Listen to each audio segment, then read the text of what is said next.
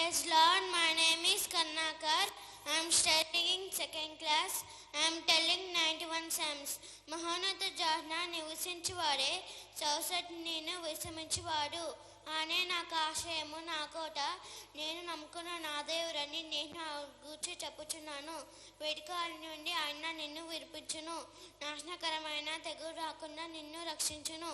ఆ తన రెక్కలతో నిన్ను కప్పును, ఆయన రెక్కల కింద నీకు ఆశ్రయం కలుగును. ఆ సత్యము కేడును దానే ఉన్నది. వేదిక నుండి ఆయన నిన్ను విడిపించును, నాశనకరమైన తెగులు రాకుండా నిన్ను రక్షించును. ఆ తన రెక్కలతో నిన్ను కప్పును, ఆయన రెక్కల కింద నీకు ఆశ్రయం కలుగును. ఆ సత్యము కేడును దానే ఉన్నది.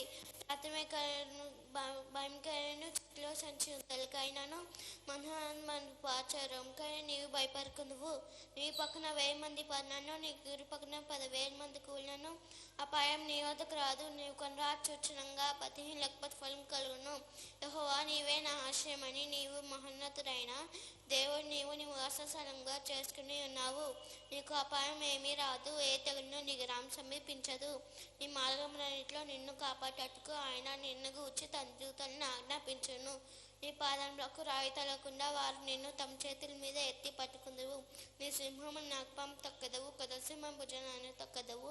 అతను నన్ను ప్రేమించుచున్నాడు గనుక నేను అతను తప్పించాను. అతను నా నామం మెరిగిన వాడు గనుక నేను అతను కనపరిచాను. అతను నాకు మొరపెట్టక నేను అతనికి ఉత్తరం ఇచ్చాను. శ్రమలో నేను అతనికి తోరైందని అతను విడిపించి అతను గొప్ప చేశాను. దీర్ఘాచేతం తృప్తిపరిచాను, నా రక్షణకు చూపించాను. ఆమేన్.